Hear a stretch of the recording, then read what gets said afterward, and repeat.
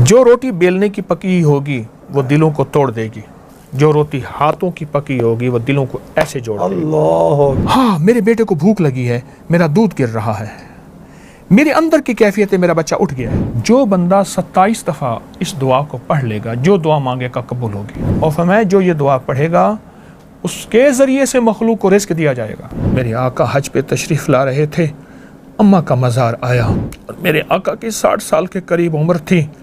घुटनों में सर दे के जो रोए अम्मा के मज़ार पर।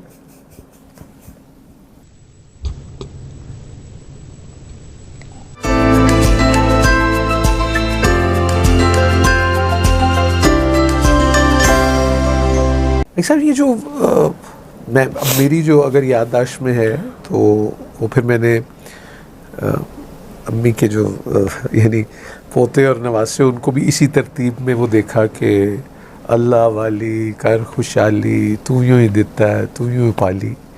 ये जो थपकी है जिसका भी आपने भी जिक्र किया, अब ये हाथ तो वो होते लेकिन ये थपकी देना जो है ये क्या कर देती है थपकी?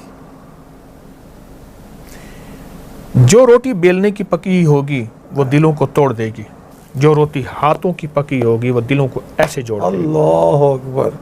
बेलने की आप कह रहे हैं वो तोड़ेगी, जो ये होगी ये जोड़ेगी। हाथों का दो असर है, दो हाथ आपस में है। ओहो। इसी तरह जो मशीन की थपकी है कि मशीन मसाज वाली है, जो हाथों की थपकी है उसमें 7 तवज्जुहात भी शामिल हो रही हैं, कैफियत भी शामिल हो रही हैं, वजद और विजदान भी शामिल हो रहा है, दर्द और हमदर्दी भी शामिल है।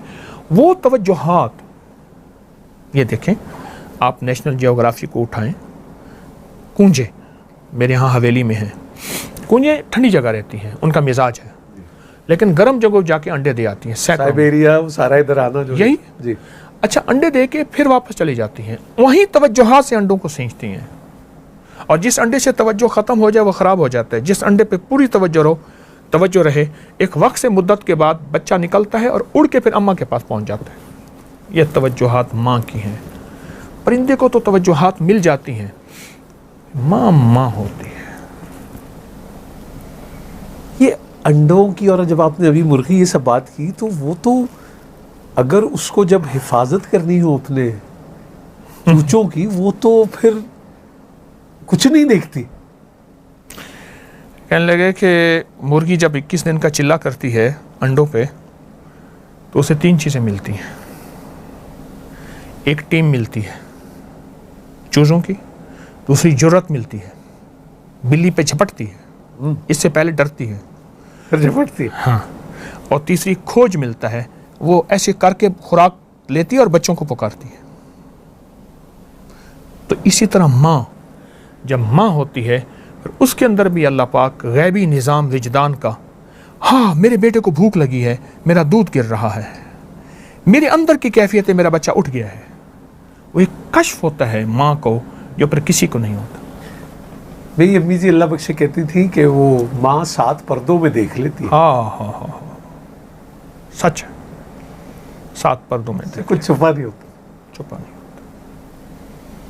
और अल्लाह भी कज लेता है, माँ भी कज लेती है, मतलब पर्दे देती। पर वो सतारुल यूं।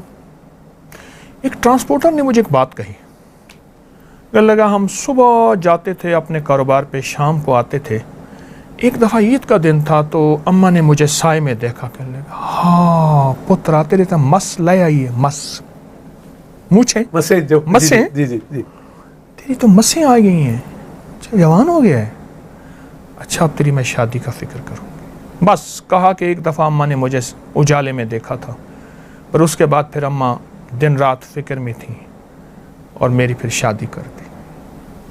और कहा कि आज मैं अपने दूसरों को देखता हूँ, उनकी मसें हैं या नहीं हैं, मैं फिर कहता हूँ ये एहसास मेरे अंदर क्यों नहीं था, ये मेरी माँ में क्यों आया था। मुझसे कहने लगा, मैंने कहा ये एहसास की दुनिया सिर्फ माँ और ममता के पास है और किसी के पास नहीं। एक काफिला जा रहा था तो काफिले वालों ने भूख पड़ गई, 3 दिन के बाद उन्हें हाथी का बच्चा मिला, उन्होंने हाथी के बच्चे को ज़बह कर दिया, खा गए। एक ने कहा था मेरी माँ ने नसीहत की है, बेटा काफिले में अगर ज़िंदगी में कभी तुझे भूख पड़ जाए और हाथी का वो गोश्त ना खाना। मेरी अम्मा ने नसीहत की थी, मर जाऊंगा अम्मा का नसीहत को नहीं छोड़ूंगा। खा के सो गए। हतनी परेशान अपने बच्चे को तलाश करते करते सूंघती सूंघती आई ना, तो उसने सबको सूंघा और सूंघ के अपनी सूंड में मरोड़ती गई सबको। जब इस पे आई तो इसको सूंड पे उठा के ऊपर बिठा दिया और इसको इसकी उस मंजिल पे पहुंचाया जहां ये जाना चाहता था। अम्मा ने फरमाया था, बेटा अम्मा को वजद कहां से आया था, अम्मा को कश्फ कहां से आया था? इंट्यूशन कहते हैं आप या? तो अम्मा ने फरमाया, बेटा अगर कभी फाका भूख हो हाथी का गोश्त ना खाना। साहब आप चूँकि मौजूद हैं तो मुझे ये ख्याल आया कि हम इससे पहले की इजाज़त लें तो कितना ही अच्छा हो कि जिनके वालिदैन या मैं इस दुनिया से रुखसत हो गई जो मौजूद हैं, हम दुआ ही कर लें उनके लिए। और आप बल्कि ये भी दुआ से पहले भी पूछूंगा कि आप अल्लाह ताला से सबसे ज़्यादा क्या दुआ करते हैं अपनी अम्मा के लिए? मैं एक दुआ सुनाता हूँ, फरमाया हदीस में आता है, अब आप सुन के हैरान होंगे, जो बंदा 27 दफ़ा इस दुआ को पढ़ लेगा, जो दुआ मांगेगा कबूल होगी। अब देखें, अल्लाहुम्मा अग़फ़िरली वाली वालिदैया पहले आया है, वलिल मोमिनीना वल मोमिनात वल मुस्लिमीना वल मुस्लिमात अल अहयाउ मिनहुम वल अमवात, जिंदा मुर्दा मोमिन मोमिनात मुस्लिम, लेकिन पहले वालिदैन आया है, अल्लाहुम्मा अग़फ़िरली वाली वालिदैया। और हदीस में यहाँ तक आया है कि जो ये दुआ पढ़ेगा, और फिर रब्बना अग़फ़िरली वली वालिदैया आप हर नमाज में भी वो बिल्कुल ठीक। और फरमाया जो ये दुआ पढ़ेगा उसके ज़रिए से मखलूक को रिज़्क़ दिया जाएगा और उस मुस्तजाब दावत हो जाएगा। मुस्तजाब दावत ये है, बस यूं हाथ उठाया ही नहीं। मूसा अलैहिस्सलाम ने अल्लाह से अर्ज़ किया कि या अल्लाह, मेरा जन्नत में साथी कौन होगा? अल्लाह पाक ने फरमाया, बगदाद के फ़लाँ मोहल्ले की फ़लाँ गली के फ़लाँ घर में कसाई है, वो तेरा जन्नत में साथी होगा।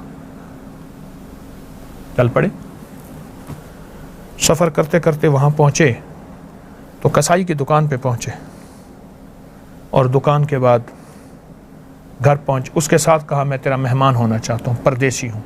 घर ले गया तो उसने गोश्त रखा, पकाया, किया। बूढ़ी अम्मा थी जो रुई के गाली की तरह थी, उसके मुंह में डालता गया।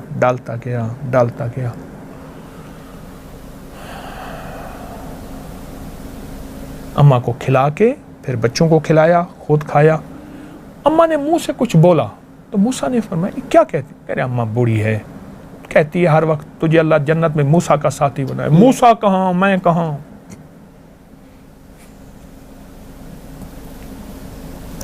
मूसा कहाँ, मैं कहाँ? अम्मा बस बूढ़ी है, दुआएं दे देती है। कहा तुझे मुबारक हो, मैं मूसा हूँ और रब के इंतखाब पे आया हूँ, तो माँ की खिदमत करता है, इस खिदमत की वजह से तुझे मैं ढूंढता ढूंढता खुद पहुँचा। तो ये जो अल्लाहुम्मा अग़फ़िरली वाली वालिदैया वाली दुआ है, अगर इस दुआ को पढ़ा जाए और वालिदैन और मोमिनीन मोमिनात सबका तसव्वुर हो, और जैसे आपने फरमाया रब्बि अग़फ़िरली वाली वालिदैया, हर नमाज के बाद ये नमाज मुकम्मल ही आप ये देखें ना, ये नमाज के बाद अत्तहियात में क्यों है? उसकी वजह है कि अत्तहियात नमाज की तकमील है और ये उसकी स्टैंप है, मुकम्मल और तस्दीक। अल्लाह अकबर, ये उसकी मोहर है।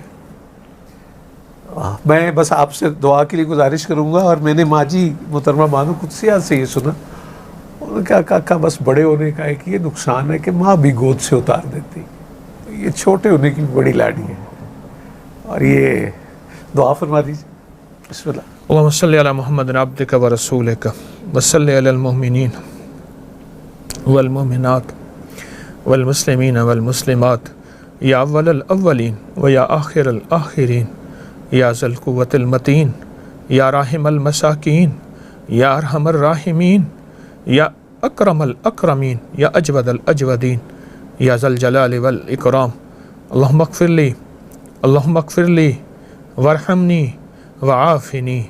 अल्लाहुम्मा अग़फ़िरली वाली वालिदैया वलिल मोमिनीन वल मोमिनात वल मुस्लिमीन वल मुस्लिमात अल अहयाउ मिनहुम वल अमवात इन्नका मुजीबुद दावात नस्तग़फ़िरुका व नतूबु इलैक। परवरदिगार आलम, जिस तरह हम यहाँ जमा हैं ऐसे जन्नत में जमा कर दे, ख़ात्मा ईमान पे कर दे, और जिनकी माएँ हैं उनकी आँखों में मोहब्बत दे दे, उल्फत दे दे, उनके बोलों में नरमी। ए मौला, और जिनकी इस दुनिया से रुखसत हो गई हैं, वो माँओं को ना भूलें, उनकी कब्रों को ना भूलें, उनको हदिया देना ना भूलें। अल्लाह वो घड़ी कैसी होगी जब मूसा अलैहिस्सलाम, जिसको कुरान में उम्मे मूसा फरमाया और उनका नाम यूँ खाबिस, अल्लाह वो अपनी माँ को कैसे मोहब्बत देते होंगे।